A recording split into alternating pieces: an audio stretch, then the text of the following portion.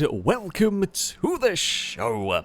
I am here today on Need for Speed Unbound. We're going to be taking a look at this game. See, a little while ago, I did a stream on this, fact, like sort of first impressions, if you will, on this. I have since, though, played a lot more of the game. I've completed the story and everything, and we'll have some more complete thoughts, so to speak. It's a game that... it's a different one. I've enjoyed my time with this game. However, there are so many ways in which I feel like it feels like a massive missed opportunity. It feels like there's a huge missed opportunity because there's so many things that are kind of alright but could be so much better.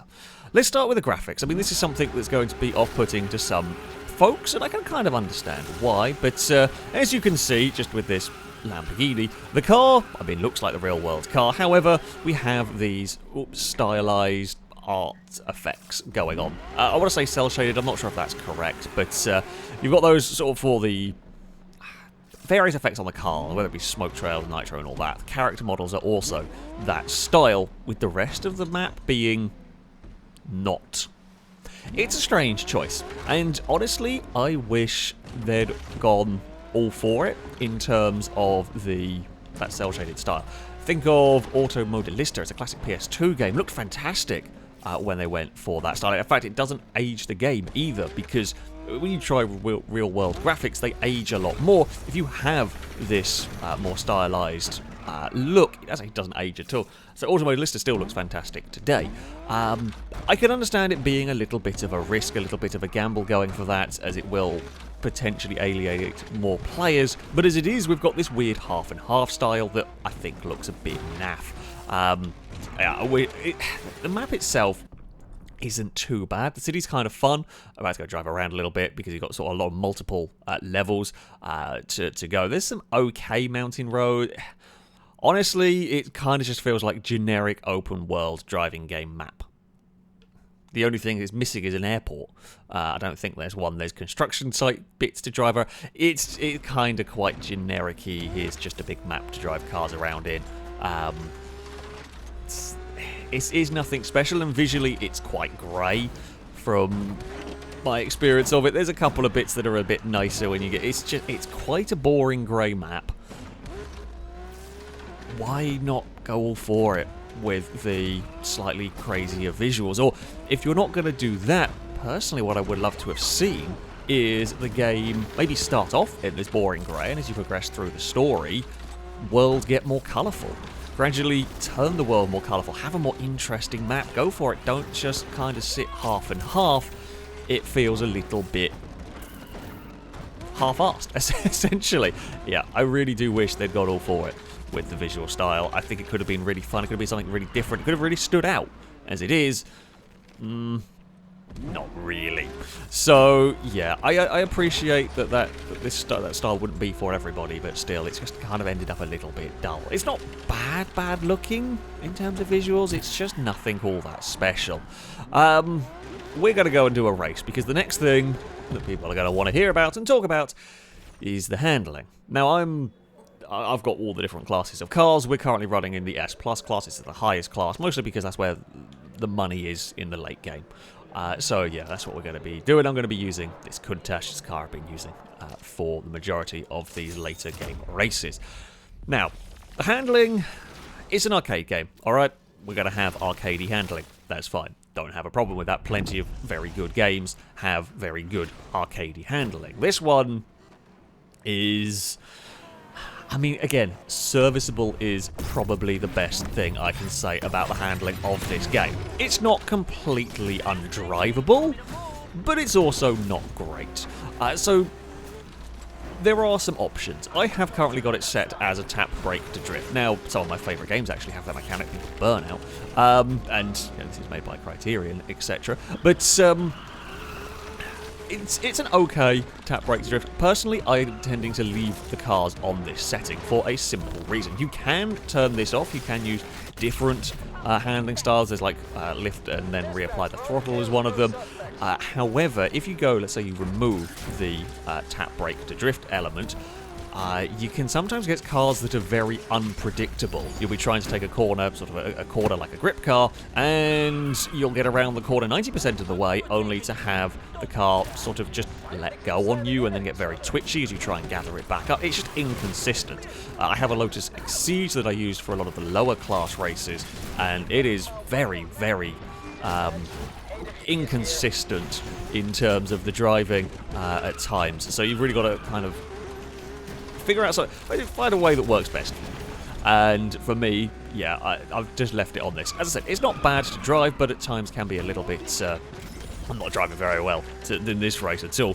Yeah, it can be a little... And with a high-powered all-wheel drive car such as this, there's just various other ones around the place as well. They can sometimes just get this big death twitch. You're sort of sliding one way, everything's fine, and then all of a sudden the car...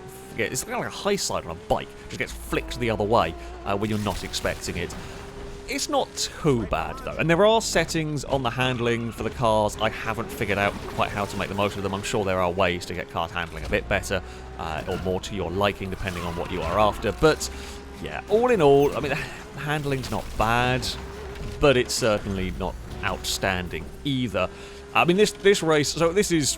You know, I've got a, sort of an endgame car, if you will, and it is faster than the AI vehicles, pretty much.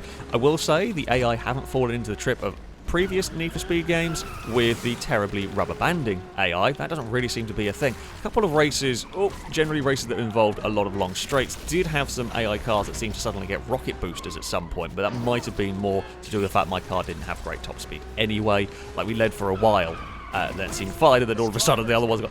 But on the most part, they don't have crazy rubber banding. If you pull away at the front of the pack, the chances are you're going to stay there.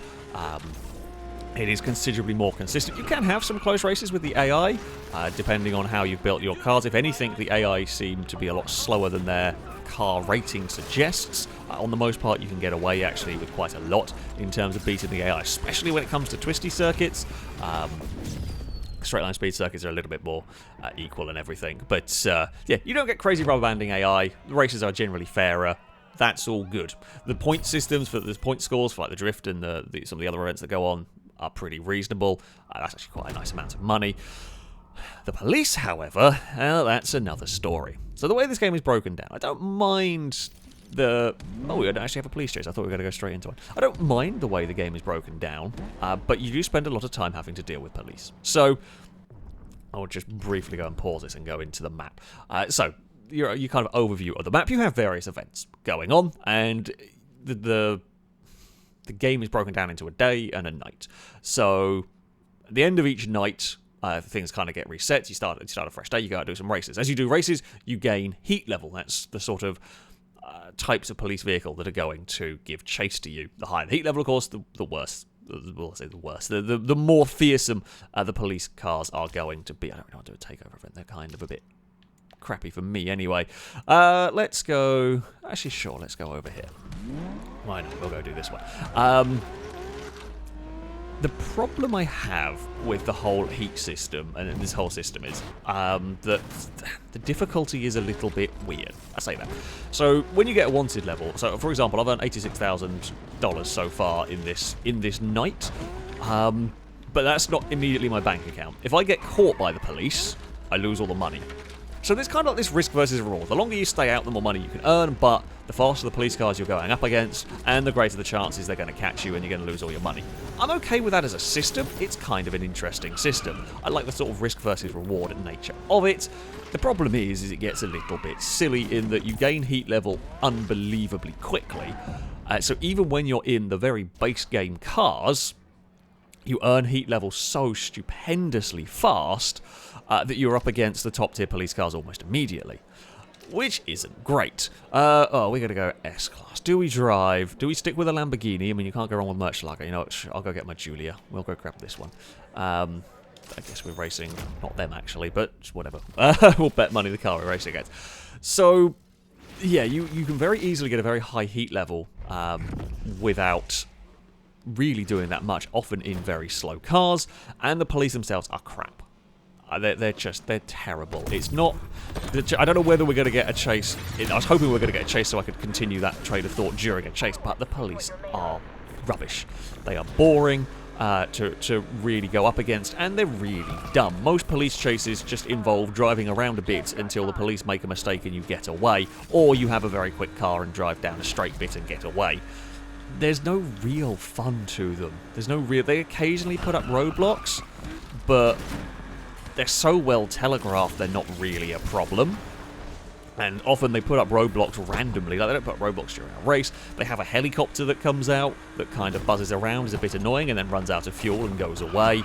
I mean, if you think of like Hot Pursuit did amazing police chase. I know it's part of the game, of course, but you know, you had helicopters, you had spike strips, you had EMPs, and all of that stuff to be dealing with. Okay, I get it would be annoying in this, but it would only be annoying in this because of the amount of bloody police chases. If you had police chases be a rarer event, you could have more exciting, more interesting ones. As it is, you basically spend all of your time dealing with the police, but they're just a slight annoyance. Yes, you know, if they bust you and then you lose all your money, that's a bigger annoyance and so on, but the chases themselves are just so physically boring. Again, it feels like such a missed opportunity. I felt like you could do more with them. You could have a more interesting, more exciting way of doing police chases.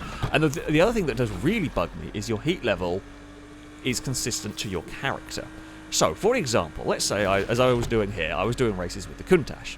Okay, now the Countach is very fast and the police have basically nothing to deal with it. If I get in a car chase with that, unless I am galactically stupid myself, there's nothing they can do about it. It's stupidly quick. Okay, so I do a bunch of races in the Countach. I get up to level 5 heat with that car. Now I want to go do a race because maybe we're out of races for the S+ class cars.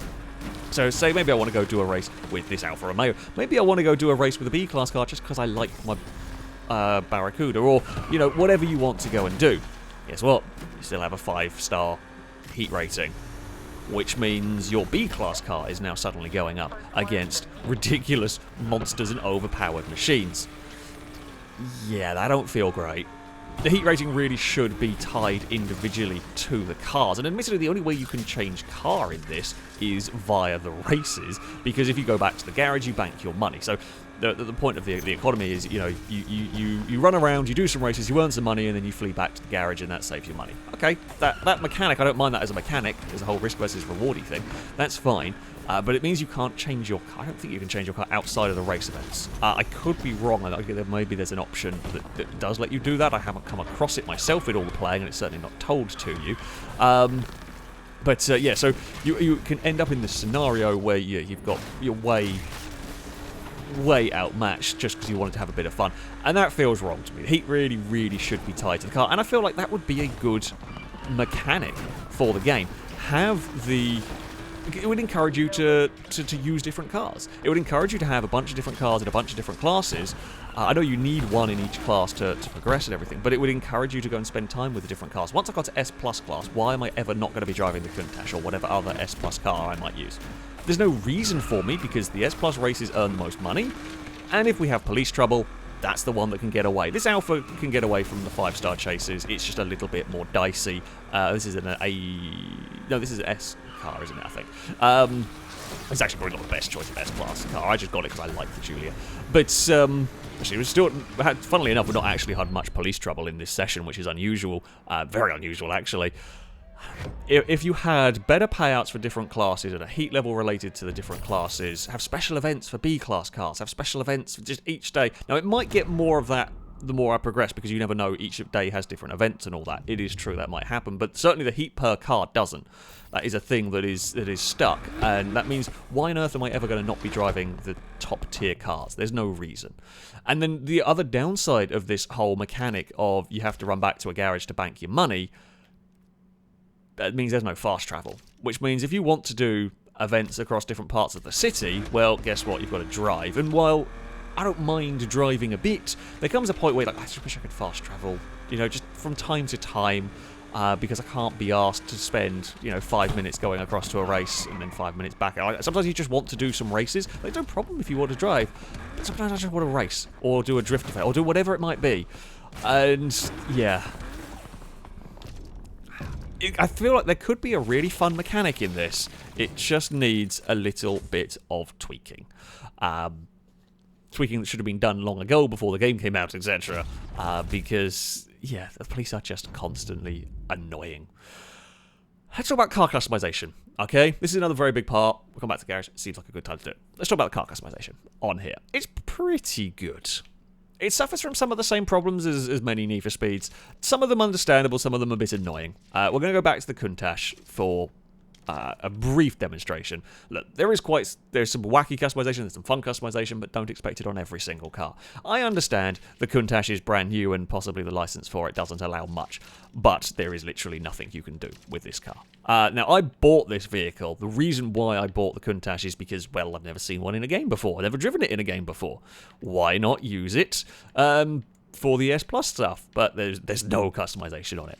Okay, I mean, it's a little bit understandable, but I mean, to say similar age-old problems. So these are cars that were all won in events. As you go through the story mode, you do win cars, you unlock cars, and so on. As expected, the higher-end cars don't have the best choice of parts, but in general, most cars are going to have something interesting. It is true, I haven't looked at every car, but, you know, you've got your usual customization. You can have different splitters, you can have... didn't go where I wanted. You can have different, well, kind of different front bumpers. And most parts are kind of compatible. You can kind of mix and match a bit more than I was perhaps expecting, which is nice. I don't know what the difference is between those two. Not much. Or carbon. I'm going to stick with that. So, yeah, I mean, things like a Murcielago, for example, you're perhaps not expecting crazy customization on. But there is good customization, as I said, on other stuff, and there are some truly crazy body kits. This Crown Vic can become essentially like an IMSA GT prototype car, which is awesome, not gonna lie. There's a Land Rover wacky, crazy contraption. Again, these are all prize cars that you win. There's a GTR that looks like it belongs in Star Wars, if I'm honest with you. There's also the favourite body kit I've come across is the one that turns the Dodge Charger into a shooting brake. That I'm not sure, I think the back end is a bit too busy, but a shooting brake Dodge Charger is just an awesome thing, one way or another. Polestar's back with very wide body kits and all of that. Now, that one, funnily enough, I modified myself, which is why it doesn't look too insane. But yeah, there's plenty of good customization for lots of vehicles. There is one bit that's a bit annoying about this. So I'm gonna go buy a new car, and I'm gonna show you some customization in this. So we're gonna go for what is a very popular tuner car. I haven't actually done this, so I'm not 100% sure what's gonna come up, but that's kind of part of the fun. So I want an RX-7. I love rotaries myself, so let's go and buy an RX-7. Now, 60 grand for an RX-7, not too bad. I mean, we earned that quite easily in all of this. So yeah, 60 grand for an RX-7, pretty reasonable. Now, when it comes to the upgrading of the vehicle, okay, this isn't too bad on the costs. The body kit on the Alfa Romeo I had, for example, was $40,000, which is quite a lot of money for just a body kit. This is actually a little bit more reasonable. So you can go for your wide body kits here if you want, the varying different options, or you can go and build them yourself. So you can go and go through here and actually put bits together. And you can mix and match, which is kind of cool. So you could have, if you wanted, Rocket Bunny rear fenders, and then you could go for this one, face front fenders. You can mix that, which is actually a really cool feature. I wasn't expecting that necessarily. That is all quite neat. And so yeah, you can customize and you can tune this however you might see fit. I'm not actually sure what ones I like, but the customization for the visual stuff, it can get a little expensive on some of the higher-end cars, isn't too bad. The real gripe I have with this is when you start going into performance parts. The engines. These are the most frustrating thing in the game. Especially when it comes to fancier engines. So, for an example, not that I'd want to change the rotary engine, but for example, the standard engine here can only get 500 horsepower. If you wanted to go and put this car up to a higher class, you're going to need a better engine. And they start getting, like a lot of these engines here, for example, the flat 4 isn't even that much better. $91,000. And it gets stupid. $243,000 for a 6.2 litre V8. A 6.2 litre V8 that can only get 576 horsepower maxed anyway. That's actually quite cheap. That seems oddly cheap for that engine. That's quite a good option, but let's say you want to put a V8 in it. Again, not a great V8. We're talking nearly 300,000. This is so much money for an engine. It just doesn't encourage you to build wacky builds, which is half the fun. In that case, with the V12 is 236,000. You know, we're talking so much money for engines. I mean, the Countach itself, how much was that Countach? Let's go... Oop, gone to the wrong thing. Don't want to sell cars. Let's go for... There it is. That's a sell. Why am I on sell? It's not what we needed at all. We wanted... Countach, I think about $300,000. Actually, there you go. Screw it. 911 GT2 RS, $251,000. Engine for an RX-7 to play around with is also 200 plus. I've seen some 400, 500,000 pound engines, which is just not... It doesn't encourage me to play around with the cars. That to me. And because there's a bunch of events that you can complete in single player, like that Murcielago was one, that was one, that was one. That was a part of the story mode, doesn't really count. That was one. That was one. That was a prize. Was that story mode or was that prize car? I can't remember. That was a prize car. Like, you get enough cars here that you barely... I only bought 2 cars in my playthrough. The Alfa Giulia and the... Well, that makes 3. The Alfa Giulia and the Countach, the only 2 cars I bought. The rest I kind of modified from prize cars that I won. And even then I barely bothered modifying them because I thought, screw it, it's not worth the money. A game about customization and personalization on the cars, the engine swaps are a big thing and a big part of having fun with these cars, and the fact that it's so stupidly expensive is very frustrating. The visual upgrades can get expensive on some of the cars. The Aston Martin here, for example. And it kind of makes sense. Some of the cars would have more expensive body kits than others. I say, actually, no, the Aston Martins aren't too bad either. The Alfa Giulia just must be stupidly expensive to modify then. And there's something else as well, and I can't remember it. There's some fun ones, though. You know, you can have off-roady spec if you want, and you can, as I say, you can mix and match. The customization is good. There's no doubt about it. The prices, though, of some of the parts are insane. And also some of the other performance upgrade parts, the actual, like, physical bits within the engine are not particularly significant sort of amount. They get expensive, but they also are silly in their stat boosts. I want to know the ECU that gains nearly 200 horsepower for a car. Like,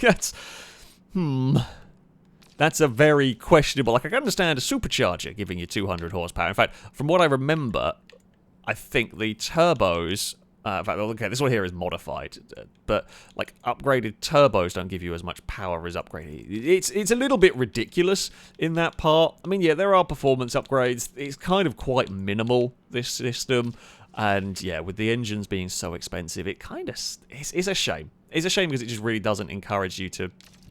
Oh, it seems like it doesn't want you to mess around with the cars. Actually, what is the engines like for this? I'm curious. Because, I mean, it looks like it should have a race engine. It doesn't particularly. Okay, got 6.6 litre V8. I guess that's the normal Crown Vic engine. But there you go. Hybrid V8, 300,000, 200,000, 400,000, 400,000, 400,000, and so on and so forth. You get the idea. It gets stupid. And I understand that engine would be expensive, but... yeah, that's a bit silly. And the money... I mean, earning money isn't the worst thing in the world here, but it's still not great. I mean, we'll grab the Countach and we'll go back out for a drive. In fact, you can see here. Admittedly, these are a bit shortened for farting around purposes and filming, so I would spend more time earning money. But, you know, it's probably not unreasonable to earn maybe 100,000 to 100... You probably earn up to 200,000 a day without it being too... ridiculous. But to earn that couple of 100,000 per session, whether it be day or night, I should say, sorry, you know, it's going to take you half an hour, 45 minutes maybe, for 200,000, provided you don't get busted by the police. And then you do that, you've got to do that multiple times. You've got to do that, you've got to spend like 2 hours to get an engine. It becomes too grindy. And honestly, I've completed the story mode, having not really had to buy many cars. There's now not much to do other than for the sake of doing it. There's no more story missions to do. There's nothing more to really unlock. It's just racing for the sake of racing. And since I completed the story mode, I've not really come back to this game much. And I think that's the biggest problem. Combine grindy economy with lack of really much exciting endgame. The story isn't that long. I beat it in probably about 3 days. Quite a lot of playing in those 3 days, but beat it in about 3 days. And after that, it's just, well, what is there to do now? And that, I think, is the biggest downside of it. Grindy economy combined with very expensive upgrades, or the fun upgrades, I should say, very expensive and hidden. Well, not hidden, but yeah, very, very expensive for the real fun upgrades. Yeah, the actual car customization is pretty neat at times. You can do some of the lower end cars. If you're not worried about performance, it's not too bad. You can upgrade. You saw that RX-7.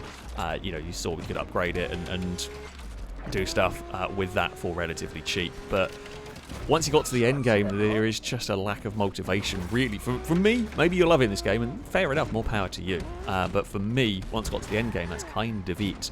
The handling wasn't good enough. The world wasn't interesting enough. There is lots of these like little collectible events and so on. They give you a bit of money, not much. I mean, you might want to go around it and do them all. But yeah, this just is that lack of motivation once you get to the end game that is the real killer for this one. So that being said, I have enjoyed my time with what is here, and I think that's the thing with this game. It can certainly be fun. There is no doubt about it. It can be a very good fun game. Probably not worth the full price. If you haven't picked this game up, I would definitely wait for it to be on sale and then give it a try, because there's definitely fun to be had here. As I said though, it feels like there's just a lot of missed tricks with it.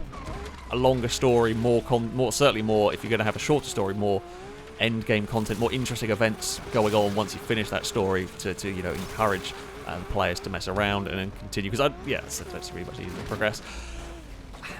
So yeah, that's kind of that with this one. It's not terrible by any stretch of the imagination, but there was a lot of potential that has been wasted.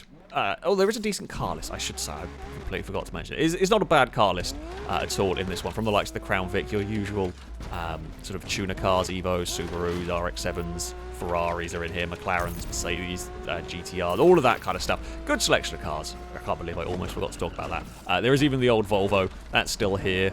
Some classic cars like the Golf and the DB5. So yeah, there is a good car list. Can't really fault that one too much. Yeah, probably a game to wait until it's on sale to pick it up, because as it stands, there is fun to be had, but it's certainly flawed in plenty of ways. That, though, is going to be it for this video. Thank you all very much for watching, and until next time, goodbye.